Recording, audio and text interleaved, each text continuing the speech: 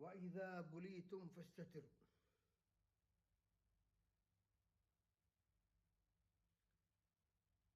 ومن كان قائلا فليقل خيرا أو ليصمت. ولسانك حصانك تصون حصانك.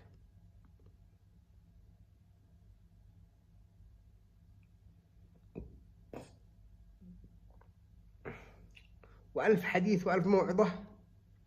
نسمع المطاوعة ورجال الدين الكهنة، كهنة الدين الإسلامي، الحاخامات حق الديانة الإسلامية، وهم يوعظوا الناس.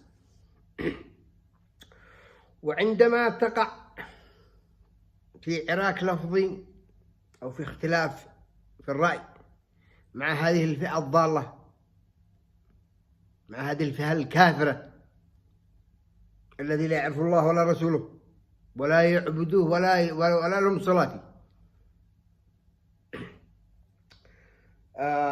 عندما تقع في خلاف معهم تجدهم أوقح الناس وأسفه الناس وأبذع الخلق.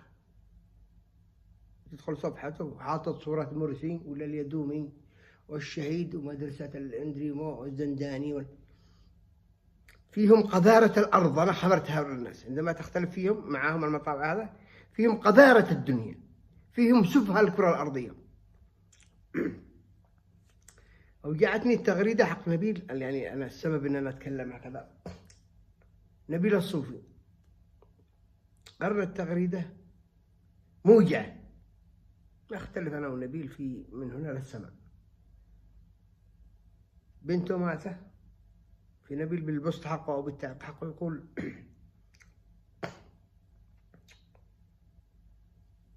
قال يعصر قلبي عسر المطاوع هذا لما يردوا على حق التغريدات. احنا قلنا لنا بنت انك تتوب بعد ما مات بنتك، ربي ما اخذ له داري، ربك اخبر بك. اي سفالة، اي تافهين انتم، اي قمامة. حيض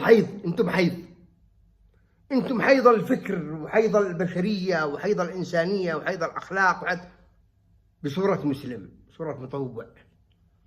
القدرة هذه من تدوها؟ أنا أتذكر زمان نزل عبد المجيد الزنداني، وهذه تظل في ذاكرتي إلى اليوم. ولو أنا لو عد معي وقت يعني لو أطال الله في عمري ولاقي الرجل هذا. نزل عبد المجيد الزنداني لجامع ابن شيخ، وأثناء ما كانوا الناس يمشوا للجامع، وأنا كنت واحد بالمركز يعني أنا صغير تقريبا ثاني إعدادي بثالث إعدادي وحصلت مطوع يقول له من مات يا حاج؟ قالوا أمك. أذكر إلى الآن.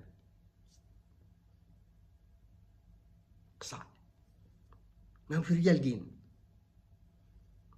ألفاظهم سلوكهم عاداتهم مش محترمين.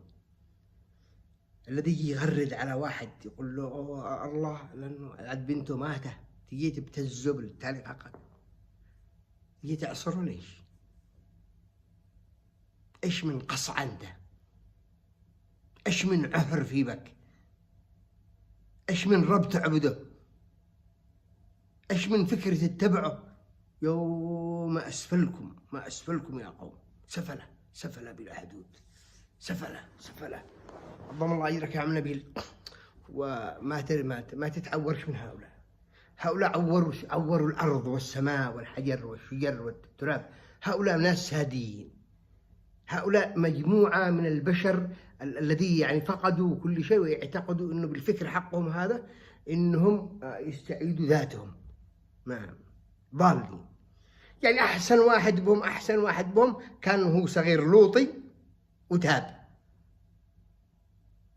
دخلوا الحزب هذا كنجاة كتطهر، يتطهروا لأنهم أنجاز معظمهم. يعني دخلوا الحزب هذا لأنه يشعر في داخله أنه نجس ومذنب ويشي يتطهر.